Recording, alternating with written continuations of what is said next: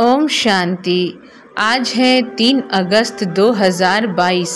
बाप दाता मधुबन। मीठे बच्चे, बाप की याद कायम तब रहेगी जब बुद्धि में ज्ञान होगा। ज्ञान युक्त बुद्धि से रूहानी यात्रा करनी और करानी है। प्रश्न, ईश्वर दाता है, फिर भी ईश्वर अर्थ दान करने की रस्म क्यों चली आती है? उत्तर में बाबा कहते हैं, क्योंकि ईश्वर को अपना वारिस बनाते हैं, समझते हैं इसका एवजा वह दूसरे जन्म में देगा। ईश्वर अर्थ देना माना उसे अपना बच्चा बना लेना। भक्ति मार्ग में भी बच्चा बनाते हो, अर्थात सब कुछ बलिहार करते हो। इसलिए एक बार बलिहार जाने के रिटर्न में वह 21 जन्म बलिहार जाता है। तुम कौड़ी ले आते हो, बाप से हीरा ले लेते हो। इसी पर ही सुदामा का मिसाल है। गीत है, रात के राही थक मत जाना। ओम शांति। बच्चों ने गीत की एक लाइन से ही समझ लिया होगा। बाप जब बच्चे कहते हैं तो समझना चाहिए हम आत्माओं को बाप बैठ समझाते हैं। आत्म अभिमानी बनना है, यह तो सब जानते ही हैं। आत्मा और शरीर 2 चीज़ें हैं, परंतु यह नहीं समझते हैं कि हम आत्माओं का बाप भी होगा। हम आत्माएं निर्वाण धाम की रहने वाली हैं। यह बातें बुद्धि में आती नहीं है। बाप कहते हैं ना, यह ज्ञान बिल्कुल ही प्रायः लोप हो जाता है। तुम जानते हो अब यह नाटक पूरा होने वाला है। अब घर जाना है। अपवित्र पतित आत्माएं वापिस घर जा नहीं सकती, एक भी जा नहीं सकता।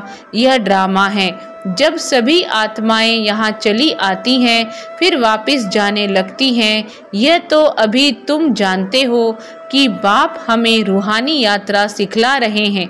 कहते हैं, हे आत्माएं, अब बाप को याद करने की यात्रा करनी है।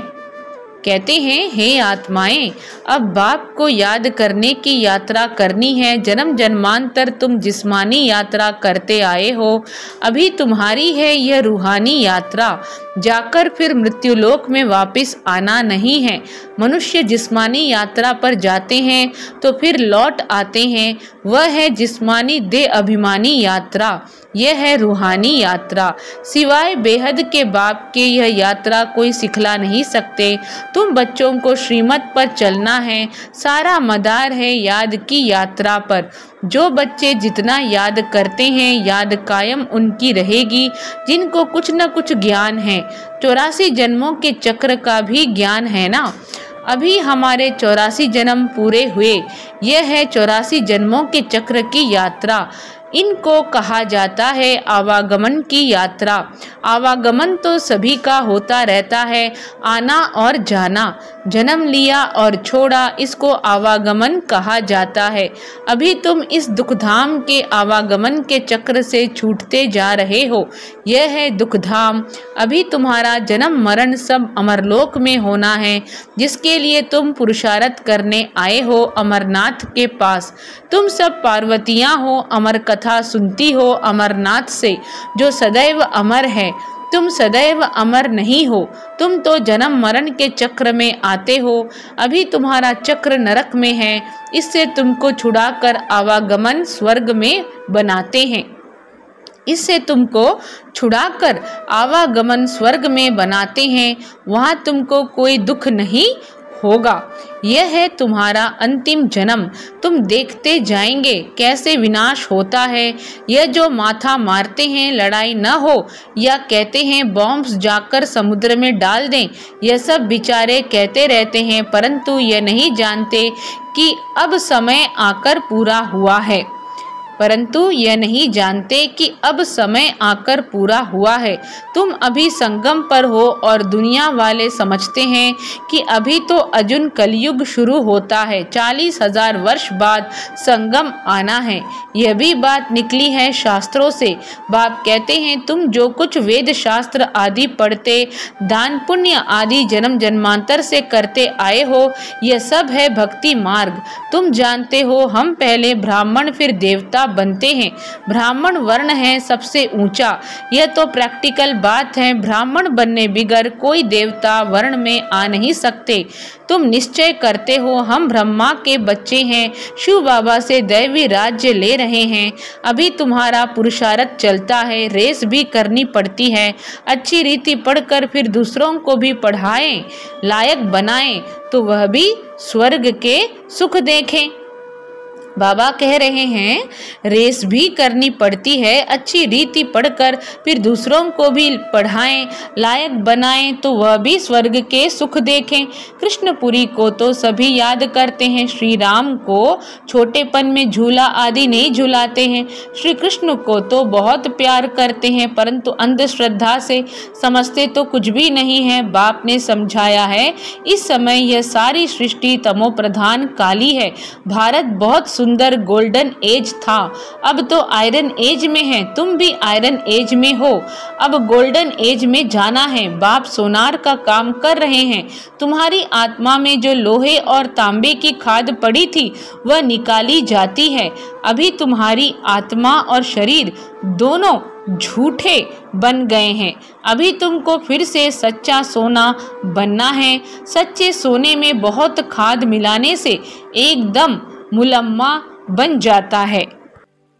बाबा समझा रहे हैं सच्चे सोने में बहुत खाद मिलाने से एकदम मुलम्मा बन जाता है। तुम्हारी आत्मा में अभी बिल्कुल थोड़ा सोना जाकर रहा है, जेवर भी पुराना है, 2 कैरेट सोना कहेंगे। तो बाप बैठकर श्रीमत देते हैं भारत बरोबर स्वर्ग था और कोई धर्म का राज्य नहीं था। फिर उस स्वर्ग में जाने का पुरुषार्थ करना है, परंतु माया करने नहीं देती है। माया तुम्हारा बहुत सामना करती है, युद्ध के मैदान में तुमको बहुत हराती है।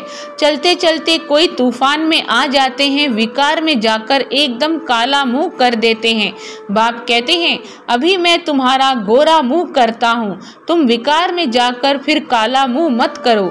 योग से अपनी अवस्था को शुद्ध बनाओ, शुद्ध होते होते सारी खाद निकल जाएगी। इसलिए योग भट्टी में रहना है। सोनार लोग इन बातों को तो अच्छी रीति समझेंगे।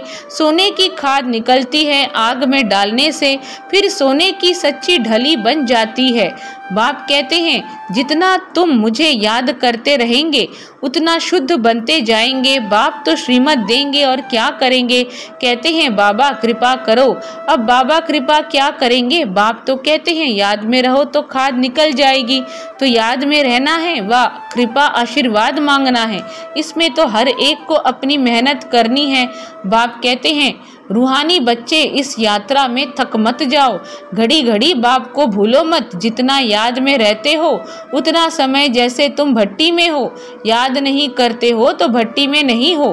फिर तुमसे और भी विक्रम बनते ऐड होते जाते हैं, जिससे तुम काले बन जाते हो।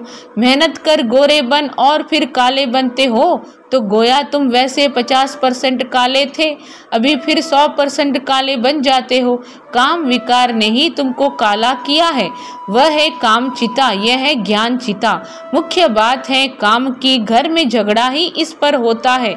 कुमारियों को भी समझाया जाता है कि अभी तुम पवित्र हो तो अच्छी हो ना। कुमारी को सब पांव पड़ते हैं क्योंकि पवित्र है। तुम सब ब्रह्मा कुमारियां हो ना, तुम ब्रह्मा कुमारियां ही भारत को स्वर्ग बनाती हो। तो तुम्हारा यादगार भक्ति मार्ग में चला आता है। हम सब का यादगार कहाँ आता है? भक्ति मार्ग में चला आता है। कुमारियों को बहुत मान देते हैं, है तो ब्रह्मा कुमार भी, परंतु माताओं की मेजॉरिटी है। बाप खुद आकर कहते हैं वंदे मातरम। तुम बाप को वारिस बनाते हो, भक्ति मार्ग में तुम ईश्वर को दान क्यों देते हो? बाप तो बच्चों को देते हैं ना, फिर ईश्वर को दान क्यों करते हो? ईश्वर अर्थ करते हैं, कृष्ण अर्थ करते हैं। कृष्ण तुम्हारा क्या लगता है जो तुम उनको देते हो? कोई अर्थ चाहिए ना। कृष्ण गरीब तो है नहीं, फिर भी कहते हैं ईश्वर अर्थ। कृष्ण अर्थ तो होता ही नहीं, वह तो संगम युग का प्रिंस है। बाप समझाते हैं कि मैं सबकी मनोकामनाएं पूरी करता हूँ। कृष्ण तो मनोकामनाएं पूरी कर ना सके, वह तो कृष्ण को ईश्वर समझ कृष्ण अर्पणम कहते हैं। बाकी जो कृष्ण के भक्त है क्या कहते हैं, कृष्ण तो मनोकामनाएं पूरी कर न सकें, बाबा ये कह रहे हैं, स्पष्ट कर रहे हैं। वह तो कृष्ण को ईश्वर समझ कृष्ण अर्पणम कहते हैं, वास्तव में फल देने वाला मैं हूँ। भक्ति मार्ग की सब बातें समझाई जाती हैं। शिव बाबा को तुम देते हो तो जरूर बच्चा ठहराना। भक्ति मार्ग में भी बच्चा है, यहाँ भी बच्चा है। भक्ति मार्ग में अल्पकाल के लिए एवजा मिल जाता है, अभी तो है डायरेक्ट, इसलिए तुमको 21 जन्मों के लिए वर्षा मिलता है। यहाँ तो पूरा बलिहार जाना पड़े। तुम एक बार बलिहार जाते हो तो यह 21 बार बलिहार जाते हैं। तुम कौड़ी ले आते हो बाप से हीरा लेने लिए, अंदर समझते हैं हम चावल मुट्ठी शिव बाबा के भंडारे में डालते हैं। सुदामे की बात अभी की है। शिव बाबा तुम्हारा क्या लगता है जो तुम उनको देते हो? बच्चा है तो तुम बड़े ठहरे ना, समझते हो एक देवे तो लाख पावे, देने वाला दाता वह एक ही है। साधु लोग तुमको कुछ देते नहीं हैं, भक्ति मार्ग में भी मैं देता हूँ। इसलिए बाबा पूछते हैं तुमको कितने बच्चे हैं? फिर कोई को समझ में आता है, कोई को समझ में नहीं आता है। अभी तुम जानते हो हम शिव बाबा पर बलि चढ़ते हैं, हमारा तन मन धन सब उनका है। वह हमको 21 जन्मों के लिए वर्षा देंगे। साहूकारों का हृदय विदीर्ण होता है, बाबा का नाम ही है गरीब निवास। बाप कहते हैं तुमको अपना गृहस्थ व्यवहार संभालना है, ऐसे नहीं कि तुम यहाँ बैठ जाओ सिर्फ श्रीमत पर चलते रहो। बाबा कह रहे हैं गृहस्थ व्यवहार में भी रहना है और श्रीमत पर चलना है। माँ में कम याद करो बस। भक्ति मार्ग में भी तुम गाते हो कि मेरा तो एक दूसरा न कोई। तुम बच्चों को कितनी बातें समझाई जाती हैं, सब तो एक जैसे समझ वाले हो नहीं सकते, पिछाड़ी में निकलेंगे। फिर तुम्हारे में बल भी होगा, सुनने से ही झट आकर पकड़ लेंगे। निश्चय हो कि बाप हमको 21 जन्मों के लिए स्वर्ग का मालिक बनाते हैं तो एक सेकंड भी न छोड़ें। यह बाबा अपना भी अनुभव सुनाते हैं ना।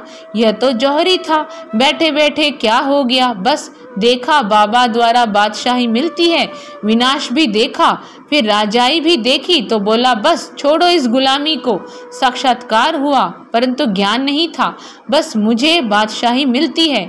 देखते हैं बाप स्वर्ग की बादशाही देने आए हैं तो फट से पकड़ना चाहिए ना। बाबा यह सब आपका है। तो बहुत सुंदर बाबा ने आज कहानी बताई ब्रह्मा बाबा की। ब्रह्मा बाबा की क्या कहानी बताई? बाबा कह रहे हैं कि विनाश भी इसने देखा, फिर राजाई भी देखी तो बोला बस छोड़ो इस गुलामी को। साक्षात्कार हुआ परंतु ज्ञान नहीं था, बस मुझे बादशाही मिलती है। देखते हैं बाप स्वर्ग की बादशाही देने आए हैं तो फट से पकड़ना चाहिए ना। बाबा यह सब आपका है।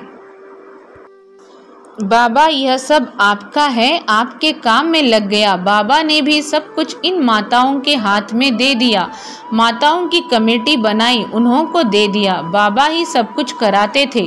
समझा बाबा से 21 जन्मों के लिए बादशाही मिलती है तो अब तुम भी लो ना।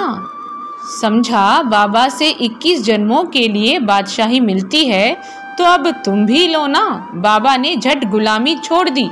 जब से छोड़ा है तब से बड़ा खुशी में चलते आए हैं।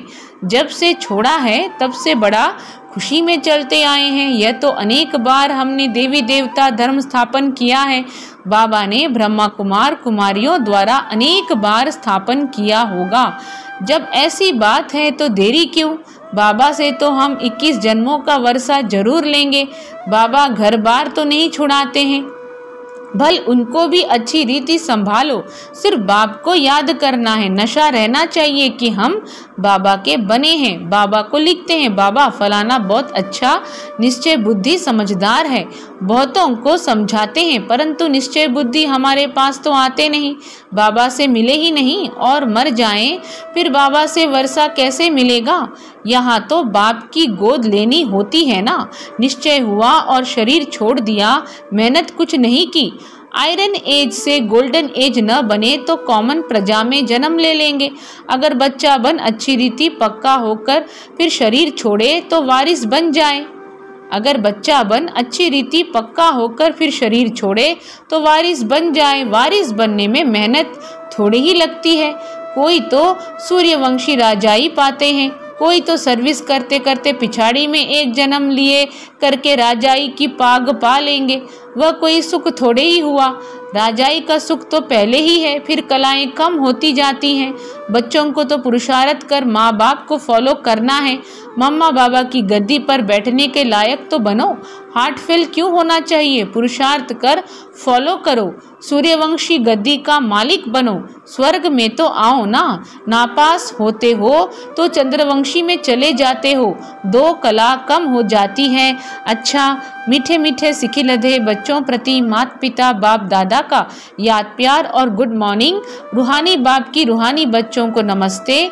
हम रूहानी बच्चों की रूहानी माता पिता बाप दादा को याद प्यार गुड मॉर्निंग और नमस्ते। धारणा के लिए मुख्य सार: बाप से आशीर्वाद मांगने के बजाय याद की यात्रा में तत्पर रहना है। रूहानी यात्रा में कभी भी थकना नहीं है।